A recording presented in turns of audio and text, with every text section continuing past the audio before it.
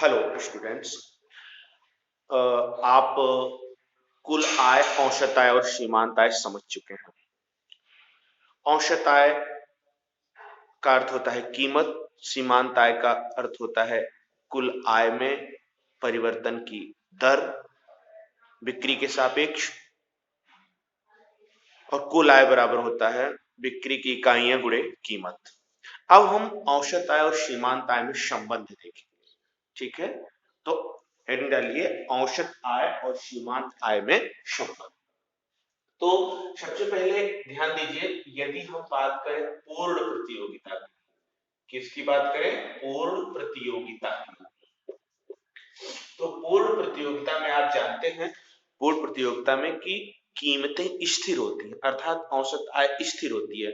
तो जब औसत आय स्थिर होगी तो उस स्थिति में सीमांत आय भी स्थिर होगी। जब औसत आय स्थिर होगी तो सीमांत आय भी स्थिर होगी। अर्थात पहला संबंध ये है आपका, ये ग्राफ से देखिए, अगर इधर कीमत ले लिया, इधर बिक्री की इकाइयां ले लिया, तो अगर ये औसत आय इतनी है, यहाँ पर औसत आय इतनी है, इस बिंदु पर वो P1 औसत आय है, तो सीमांत आय भी इसके बराबर होगी। मतलब जब हॉरिजॉन्टल औसत आय वक्र होगी तो सीमांत आय भी उसी के बराबर होगी और सेम करेगी, एकदम कोइंसाइड करेगी। ऐसा पूर्ण प्रतियोगिता में होगा। एक उदाहरण से देख सकते हैं, इधर देखिए बिक्री की इकाइयां ले रहे हैं, जैसे 1 2 3 4 5, और इधर AR मूल्य, अगर मान लीजिए इसका मूल्य जो है मान लीजिए इसका मूल्य 10 हो, फिर यही 10 है, फिर 10 है, फिर 10 है, फिर 10 है। ठीक है, तो कुल आय मतलब इसका गुणे इसका, Q गुणे P बराबर कुल आय होता है। तो हम कुल आय करते हैं, तो ये हो गया 10, ये हो गया 10 गुना 20, ये हो गया 30, ये हो गया 40, ये हो गया 50।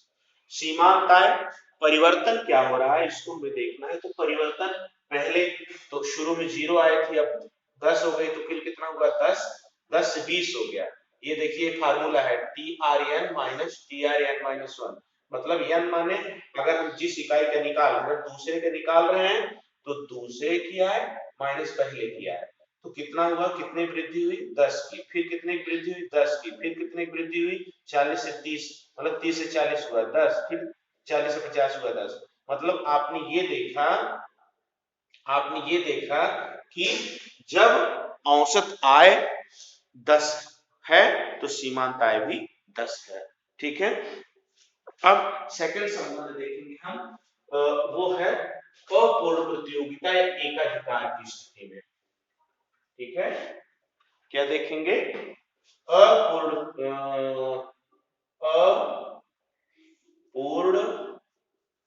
प्रतियोगिता या एकाधिकार में, इस स्थिति में ध्यान दीजिए ग्राफ पर आप, इस स्थिति में यहां अगर कीमत ले रहे हैं, यहां बिक्री की इकाइयां ले रहे हैं, तो जब औसत आय वक्र गिरती हुई होगी, ये देखिए औसत आय गिरती हुई होगी, तो सीमांत आय उससे तेज, दुगनी दर से तेज गिरेगी, मतलब ये भी नीचे की तरफ गिरता हुआ होगा। ठीक है, जब ये नीचे की तरफ गिरती हुई होगी तो ये भी नीचे की तरफ गिरता हुआ होगा। ठीक है, तो ऐसा होगा। एक उदाहरण ले लीजिए, जैसे आपने यहां देखा, अब हम एक दूसरा उदाहरण ले लेते हैं।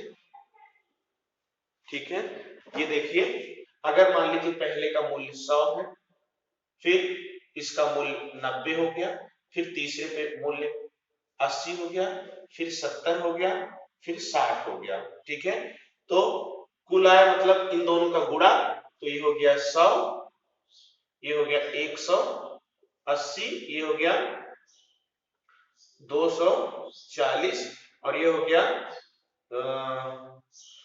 3 8 24, 240, फिर हो गया ये 70, तो 280, और फिर ये हो गया 300। कैसे निकला? ध्यान दीजिए, मात्रा और मूल्य का गुणा किया, तो पहले 100 हो गया, फिर 2 और ये 90 180, फिर 3 80 240, फिर 4 और 70 गुणा 280, फिर 5 और 60 का गुणा किया गया 300 आ गया। जरा परिवर्तन देखते हैं, तो शुरू में कितना परिवर्तन हुआ 100 का, फिर कितना बढ़ा ये 80 बढ़ गया, फिर ये कितना बढ़ा देख रहे हैं 180 से 240 बढ़ के कितना हो गया 60, फिर से 240 से 280 बढ़ के कितना हो गया 40, फिर 80 से 300 बढ़ के कितना हो गया 20। मतलब क्या निकला, ध्यान दीजिए कि जब औसत आय गिर रही है तो सीमांत आय भी गिरेगी, किंतु उससे तेज गिरेगी। ठीक है, गिरने की दर औसत आय की तुलना में तीव्र होगी। ये देखिए जब ये 10-10 का परिवर्तन से ये गिर रही है तो इसमें कैसे गिर रही है 20-20 के परिवर्तन से गिर रही है। देखिए 100 से 90 हुआ तो ये 100 से 80 हो गया, ये 90 से 80 हुआ तो 80 से 60 हो गया।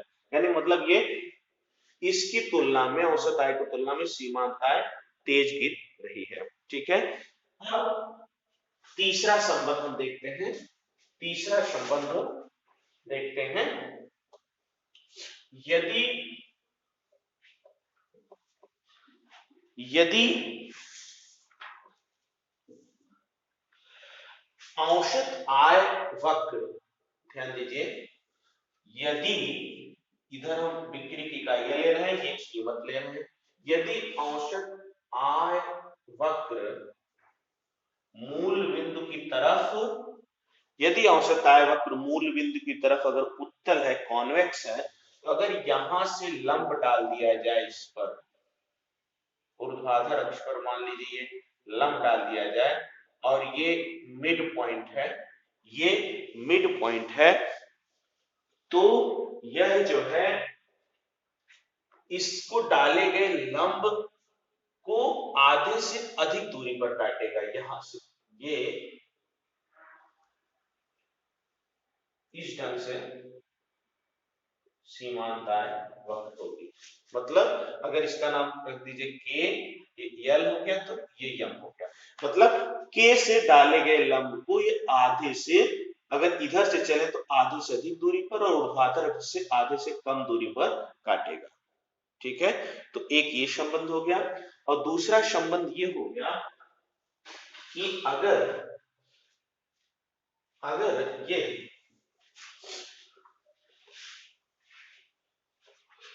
अगर ये कॉन्केव है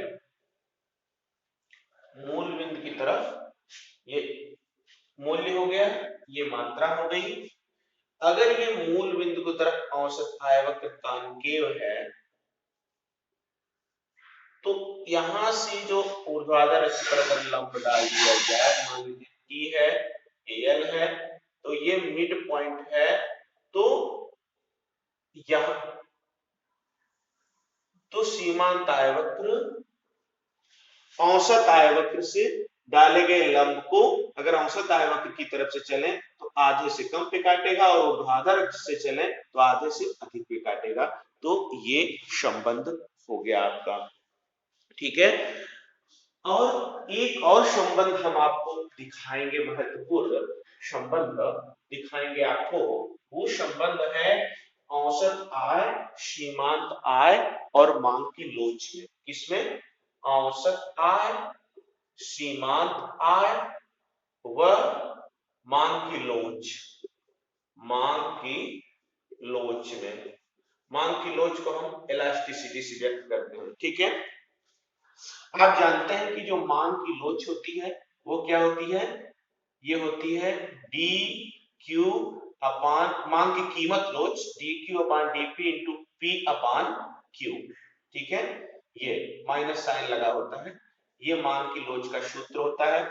आप जानते हैं कि मूल्य के सापेक्ष अगर मूल्य में परिवर्तन होगा, थोड़ा सा मूल्य में परिवर्तन होता है, आनुपातिक या प्रेषित परिवर्तन होता है, तो फिर मांग में कितना आनुपातिक या प्रेषित परिवर्तन होगा, यह मांग की कीमत लोच कहलाती है। उसका फार्मूला यह है जो आप विधिवत पढ़े। अब जरा देखिए, थोड़ा सा यदि आप मैथ बैकग्राउंड के हैं तो थोड़ा सा समझने में आपको आसान होगा। ठीक है, और अवकलन का यदि ज्ञान है तो बहुत ही आसान हो जाएगा आपको समझना। आइए जरा देखते हैं। ठीक है, आप जानते हैं कि कुल आय बराबर होती है कुल आय बराबर होती है बिक्री की इकाइयां गुणे मूल्य। ठीक है। अब यदि हम ध्यान दीजिए कि कुल आय का अवकलन करें, क्या करें, अवकलन करें डी टी आर बटा डी क्यू। इसका मतलब क्या निकला कि